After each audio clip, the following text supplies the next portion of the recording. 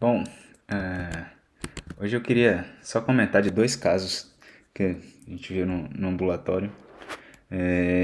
Deixa essa pergunta, né? A clínica é soberana, que a gente escuta sempre, né? De muito tempo, mas o que isso quer dizer? Então, esse primeiro caso era um paciente, 70 anos, que foi encaminhado por uma história de estenose cervical. Então, para quem está habituado à imagem da coluna cervical, vai ver isso aqui como uma estenose, uma compressão aqui já, né? A gente tem perda do espaço aqui do, do líquido tanto anterior quanto posterior. Se a gente vê essa imagem, o paciente que foi encaminhado para avaliação por uma estenose cervical, é óbvio que a gente vai levantar alguns questionamentos, né? Então seria um paciente, inclusive, que em algum momento talvez alguém pensasse em cirurgia. Um outro detalhe, isso aqui é a fusão entre dois corpos vertebrais. Então, um outro dado que é interessante observar é o seguinte: quantidade de alterações no exame aqui desse paciente, né? Então, vários discos com degeneração, enfim, é uma ressonância com algumas alterações. E esse é o segundo caso, né? O segundo caso de uma mulher também na faixa dos 70 anos, também com uma ressonância aqui da coluna lombar com diversas alterações. Se a gente for analisar, a gente tem uma estenose lombar, isso aqui é um corte axial, a gente vai ver a estenose lombar, então vê vários estágios de degeneração. E na radiografia a gente vê inclusive ali o que se poderia chamar de uma escoliose degenerativa, enfim. Mas por que esses dois casos, né? Então essa aqui é a história aqui do normograma de Fagan. Isso foi proposto com a ideia de a gente analisar, né, as probabilidades pré e pós-teste. E aí é que vem a importância da clínica, porque quando a gente não examina, a gente não consegue avaliar adequadamente quais são as probabilidades pré-teste. Então, por isso, a gente acaba supervalorizando os exames.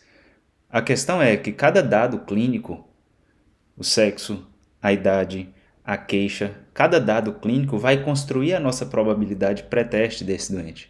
Então vai dizer para a gente que ele tem uma probabilidade maior ou menor para algo. E aí a gente vai analisar.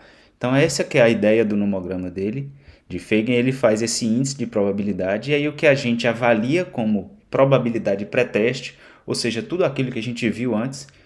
Se alguém te diz que a gente tem uma calvície num paciente feminino, bom, a chance de ser algo alterado é muito maior do que a calvície no paciente masculino. Então, como é que a gente vai analisar? Se a gente pensa, um câncer de próstata, se alguém te diz que tem um câncer de próstata num paciente feminino, obviamente a probabilidade pré-teste disso tende a zero. Bom, então por que a clínica é importante? Justamente porque cada dado desse ele vai dar uma probabilidade maior ou menor para algo que você está avaliando. Então aqui está uma forma de analisar, óbvio que a gente faz isso mais mentalmente do que numa tabela como essa, mas é esse tipo de pensamento que deveria estar na cabeça ao avaliar. Então, por isso que é tão importante avaliar todos esses dados, e quanto mais experiência você vai ganhando ao longo do tempo e vai conseguindo ter mais dados para corroborar ou negar uma hipótese que você tem dentro da sua análise do paciente, isso aí vai aumentando.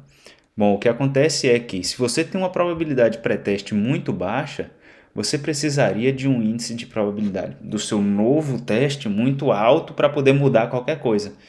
Então, se você tem do 0,1, você nunca vai para o 0,9, mesmo que você tenha uma probabilidade altíssima num teste novo que você tenha feito, porque você tem uma quantidade de dados que te falam algo que é muito importante. Então, você não vai mudar isso por conta de um único dado. E aí vem a ideia desses exames. Esse é o exame, por exemplo, do caso 2.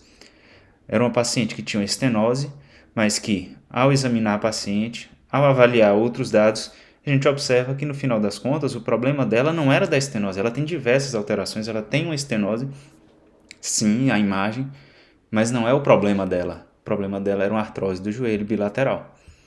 Fica claro aqui. Se você não examina, você não identifica. O outro paciente, não há raio-x pós, porque o outro paciente, a queixa dele era, na verdade, era no quadril. E, na verdade, tinha uma bursite trocantérica, que era uma outra coisa, apesar de ter aquele exame alterado. Então, aqui mostra a importância de você avaliar clinicamente também o paciente e como você construir o raciocínio dessa maneira. Então essas aqui são algumas formas que você vai mostrando, né, vai identificando. Então você tem uma probabilidade x, y, z, e aí a partir de um novo exame você vai aumentar. Agora a sua probabilidade é outra, então qual o novo dado que você tem? E aí você vai ligando essas coisas até você ter um raciocínio um pouco mais completo, e não estar simplesmente confiando cegamente nos exames, que a gente viu que o exame alterado em si ele não quer dizer nem sempre muita coisa.